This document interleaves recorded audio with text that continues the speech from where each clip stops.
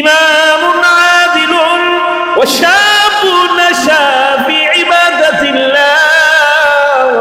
আল্লাহর হাবিব ফরমান, 7 শ্রেণীর ব্যক্তিকে আল্লাহ হাসরের ময়দানে আল্লাহর আরশের নিচে ছায়া দিবে, যে আরশের ছায়া দ্বারা হাসরের ময়দানে 12 সূর্যের তাপ तमाम হাসরের মাঠটা তামার জমিনে পরিণত হয়ে যাবে। মাথার মগজগুলি বাতের মতো বাত ছিটলে, উটকানি আইসা ছিটলে যেমন ঠাস ঠাস করে বগলায়, এরকম মাথার মগজগুলি বগলাইতে থাকবে। কারো হাঁটু পরিমাণ গাম হয়ে যাবে, কারো উরাত পরিমাণ, কারো কমর পরিমাণ, কারো বুক পরিমাণ, কারোর সাঁতার। ওই হাসরের কঠিন মুসিবতে সব নবীরা নাফসি নাফসি বলবে, ওলিদের চক্ষুগুলি উল্টায় যাবে। সমস্ত হাসরের ময়দানটা এমন হবে, সমস্ত মৎখর সুৎখর বেনামাজিগুলি মাতাল পাগলে জিনে ধরা রুগীর মতো খালি মাতলামি করবে। ওই কঠিন হাসরের ময়দানে জাহান্নাম গড়গড় করে আসতে থাকবে। আর ওই কঠিন মুসিবতের সময় আল্লাহ আরশের নিচে ছায়া দিবে, 12 সূর্যের তাপ মারিবে।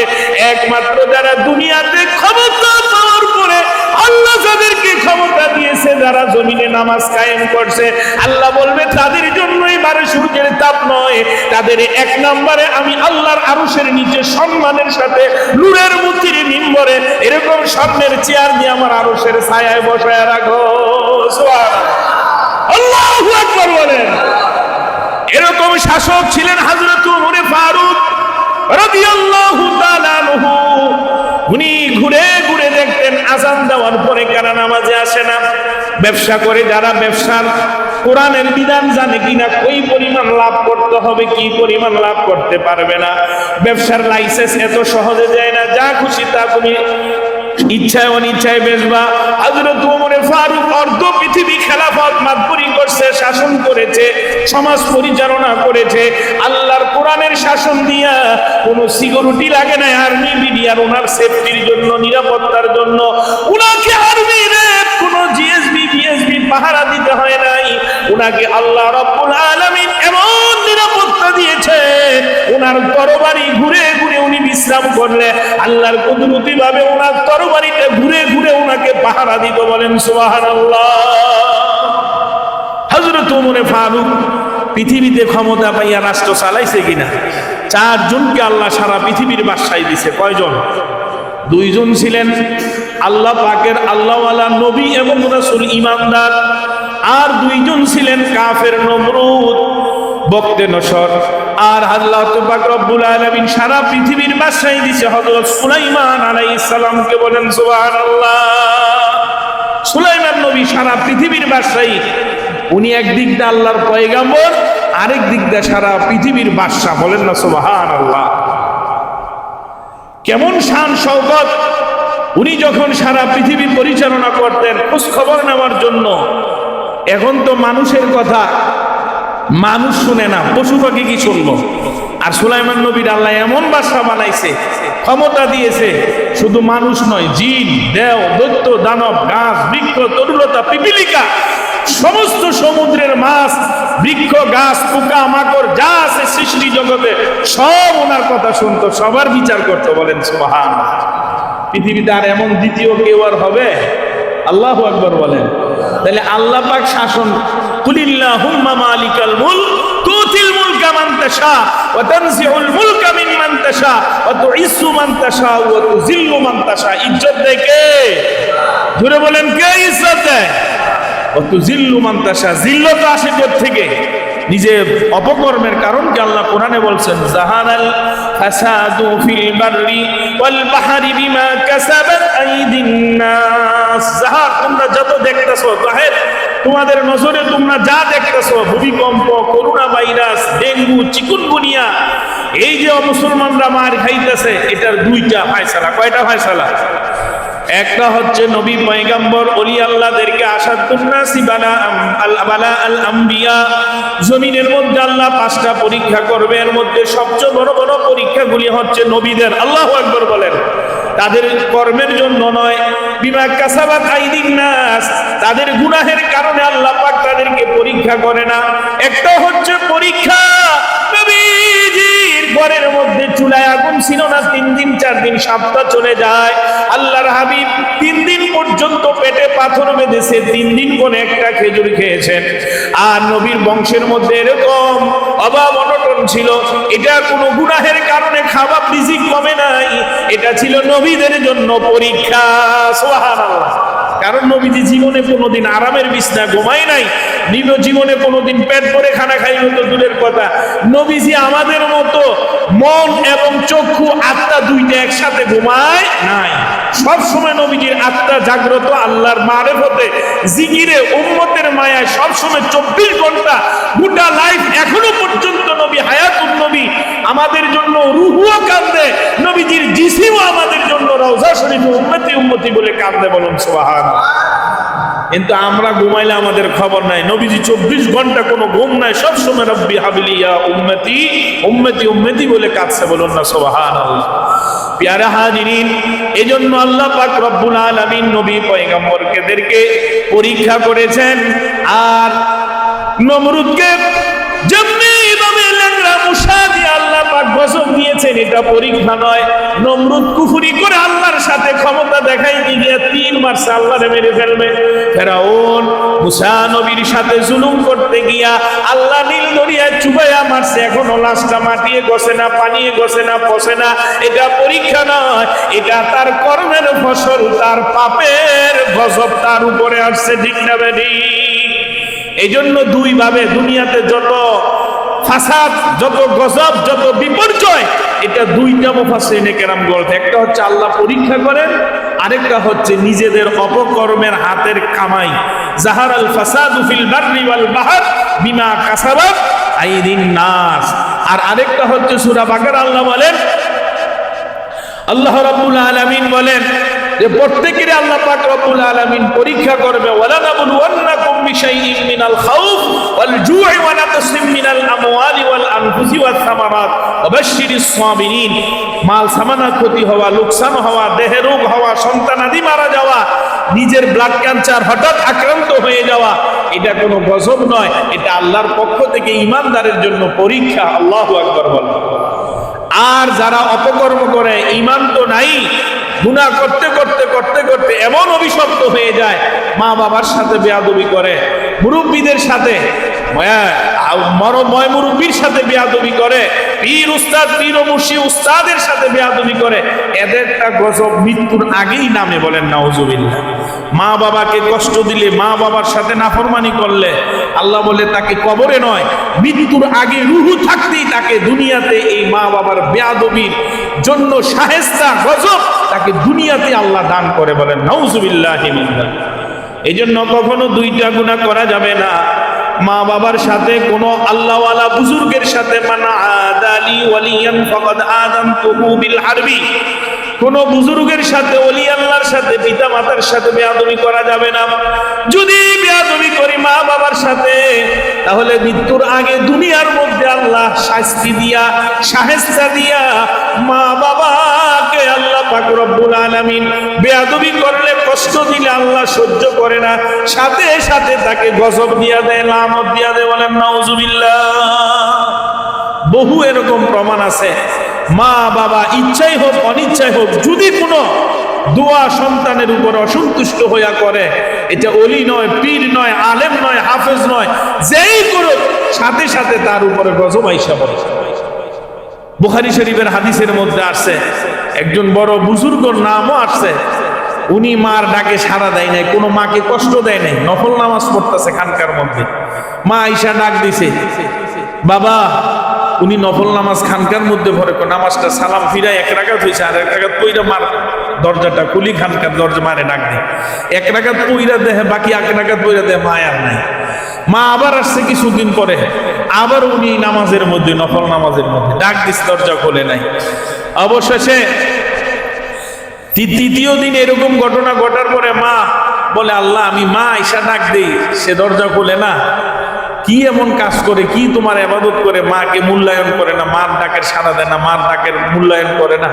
আল্লাহ তার এই ঘরের থেকে কোনো খারাপ বেশ্যার মুখ না দেখা এই ঘরের থেকে বাইর করো না। নাউজুবিল্লাহ বলে। মা বলতে দেরি, ওলির হইলে কি সাথে সাথে এটা আল্লাহর দরবারে কি হয়ে গেছে, কবুল হয়ে গেছে। এলাকার সবচেয়ে নিকৃষ্ট মহিলা আইসা তার দরজার সামনে বসে রয়েছে। লোকেরা জিজ্ঞেস করে তুমি এনো কেন? বলে তোমরা যারে ফিসাব মনে করতেছ তার অবৈধ সন্তান আমার পেটের মধ্যে। বলে নাউজুবিল্লাহি মিন যালিক। নামটা আমার স্মরণে আসতেছে না এই অলির নাম। পরবর্তীতে এই আল্লাহর অলি খানকা ভেঙ্গে এলাকার যুবকেরা, এলাকার লোকেরা তার উপরে আক্রমণ করেছে। সে এলাকা ছেড়ে পলায়া যায়। যাওয়ার সময় আল্লাহর কাছে বলে, আল্লাহ আমারে এরকম অপমান তুমি করলা, কি এমন অপরাধ করেছি? সাথে সাথে এলহাম হয়েছে, তোমার মা তোমারে যে ডাকছে 3 বার, তুমি কেন নামাজে ছিলা? মার ডাকে সাড়া দিয়া নফল নামাজের চেয়ে বেশি গুরুত্ব মার ডাকে সাড়া দেওয়া। হলো না আল্লাহু আকবার। তখন এই আল্লাহর ওলি আল্লাহ বলছে, যদি তুমি আবার তোমার সম্মান ইজ্জত ফিরে পেতে চাও তাহলে তোমার মার কাছে যাও। মা যদি আমার কাছে তোমাকে ক্ষমা করে দেয়, আমি আল্লাহ তোমার ইজ্জত আবার পুনরায় ফিরিয়ে দেব। বলেন সুবহানাল্লাহ। দৌড়ে গেছে মার কাছে, মাগো আমি তো ভুল করেছি, নামাজে ছিলাম। মা তো গর্বে দারুনি, যখন শুনছে এলাকার লোকের এরকম আক্রমণ করছে, সাথে সাথে আল্লাহর কাছে সেজদায় পড়ছে, আল্লাহ আমার সন্তানরে বুঝতে পারি না, আমার জবানটা বাইর হয়ে গেছে, আল্লাহ তুমি তার ইজ্জত রক্ষা করো, তারে তুমি হেফাজত করো। আল্লাহ রাব্বুল আলামিন ওই গর্বের সন্তান বইলা দিছে যে এটা আল্লাহ তারে পরীক্ষা করছে, আসলে আমি না, আল্লাহ পরীক্ষা কইরা তার মার সাথে একটু ভুল বুঝাবুঝি হয়েছে, নামাজে ছিল, তোমরা তাকে খারাপ মনে কইরা না, আমি সন্তান তার না পেটের থেকে কথা বইলা ওলির পক্ষে আল্লাহ সাক্ষী দেওয়াইছে। বলেন সুবহানাল্লাহ।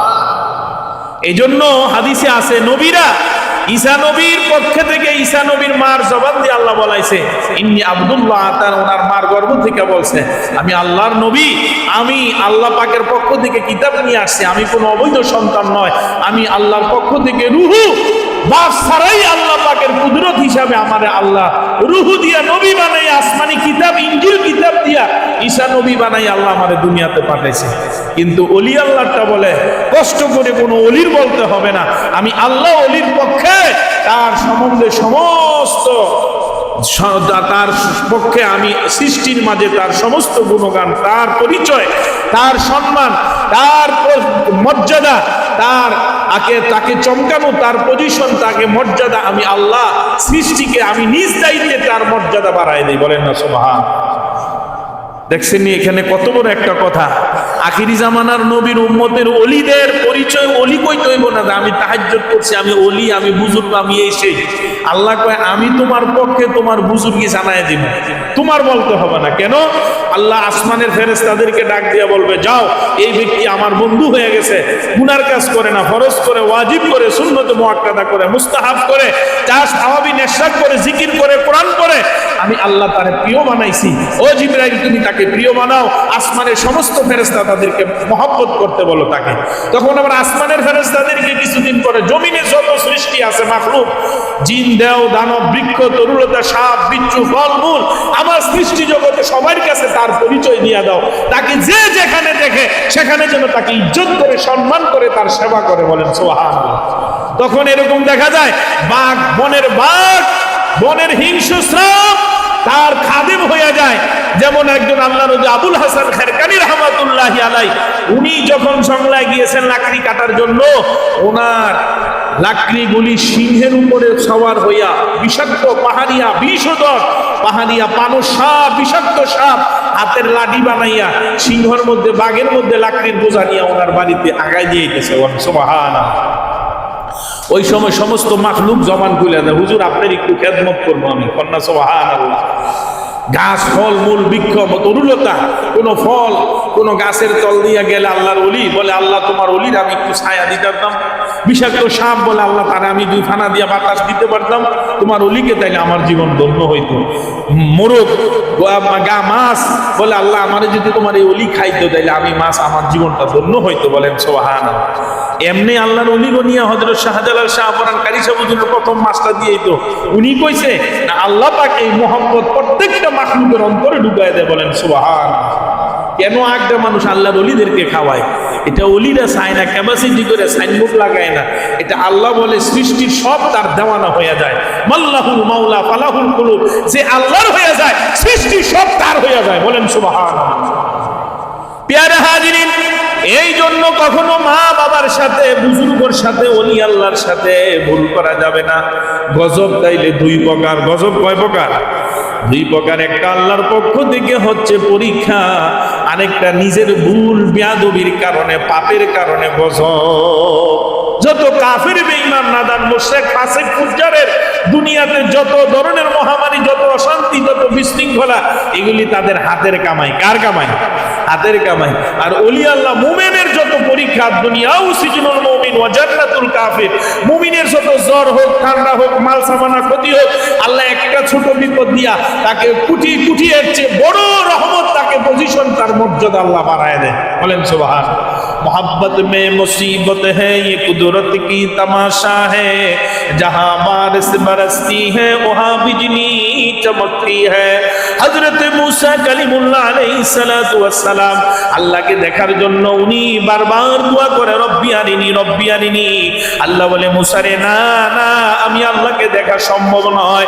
অবশেষে আল্লাহ বলে, যেহেতু বারবার আমার কাছে দোয়া করো, রিকোয়েস্ট করো আমারে দেখার জন্য, সবুর করো, ধৈর্য ধরো, অনেক পরীক্ষা আছে, এই পরীক্ষার পরে আমার নূরের তাজাল্লি তুমি দেখতে পাইবা। সুবহানাল্লাহ। 21.5 মাইল একবার করে নিলেন, সাপ বিচ্ছু সব দূরে সরায় দিলেন। হঠাৎ করে মুসা নবী জুতা খোয়া ফাখলান আলাই, জুতা খোয়া যখন তুর পাহাড়ের মধ্যে গেলেন, 21.5 মাইলের ভিতরে কোনো সাপ বিচ্ছু পোকামাকড় কিছু নাই, সব দূরে সরায় দিলেন। আল্লাহ বলে, এখন তোমার আর আমার মধ্যে নূরের খেলা চলবে, আমার নূর তুমি সহ্য করতে পারবা না। 21 মাইলের ভিতরে সব কিছু দূরে সরায় দিলেন। মুসা নবী দেখে হঠাৎ করে প্রথম আসমানের দরজাটা খুলে যায়, বাঘের মতো এক জাত ফেরেশতা তারা জিকির করে, সুবহুন কুদ্দুসুন রব্বুনা ওয়া রব্বুল মালাইকাতি ওয়ার রূহ। মুসা নবী তো ভয় পাইয়া গেছে, হায় হায় এগুলি কি দেখা, তখন ডাক দিয়ে বলে, ভয় পাইও না, কেন আল্লাহরে দেখতে চাইছো? অনেক কুদরতের কারিশমা তোমাকে দেখানো হবে, সবুর করো, জিকির করো, আর ধৈর্য ধারণ করো। সুবহানাল্লাহ। 7 আসমানের পর্দা কুয়াইছে, 70,000 পর্দা থেকে একটু খালি শুয়ের পিছনের মাথা পরিমাণ, ছিদ্র পরিমাণ শুধু আল্লাহর একটু নূরের তাজাল্লি দিয়েছে। 40 দিন মুসা নবী বেহুশ হয়ে গেছে। সুবহানাল্লাহ। فلما تجلى ربه للجبل جعله دكا وخر موسى صعقا। মুসা নবী এমন পরীক্ষা, এটা মুসিবত নয়, উনি 40 দিন বেহুশ হয়ে গেছে, আর পাহাড় জ্বলে পুড়ে সুরমা হয়ে গেছে। কোন সুবহানাল্লাহ। প্রিয় হাজিরিন, আয়াত নিছি তওবা, তওবা সম্বন্ধে কিছু আলোচনা করব, বা নামাজের কিছু ফজিলত। গত সপ্তাহে 5 ওয়াক্ত নামাজ আমরা যে পড়ি, একটা বরকত, এক একজন নবীর আমল আল্লাহ আমাদেরকে দিয়েছেন। এই জন্য বলছে, যারা পাঞ্জেকানা নামাজ পড়বে, এই নবীদের বরকত, হাসরের ময়দানে নবীন সিদ্দিকিনদের সাথে তাদের হাসর হবে, বিনা হিসাবে জান্নাতে যাবে। বলেন সুবহানাল্লাহ। আর বানামাজি হইলে, নামাজ না পড়লে জাহান্নামের আগুন, নবীজি বলছে, আগুন দিয়ে ঘরবাড়ি জ্বালায় দেই। মহিলা আর শিশু বাচ্চা অসুস্থ রোগীর কারণে, প্রতিবন্ধী, অসুস্থ, দুর্বলতার কারণে, এদের কারণে জ্বালাই না। না পড়লে আসলেই যত টাকা কামক, পয়সা কামক, তার শান্তি নাই। জাহান্নামের আগুন দাউ দাউ করে সংসারে অশান্তির আগুন জ্বলে। আমাদের নামাজ পড়ার দরকার আছে না নাই?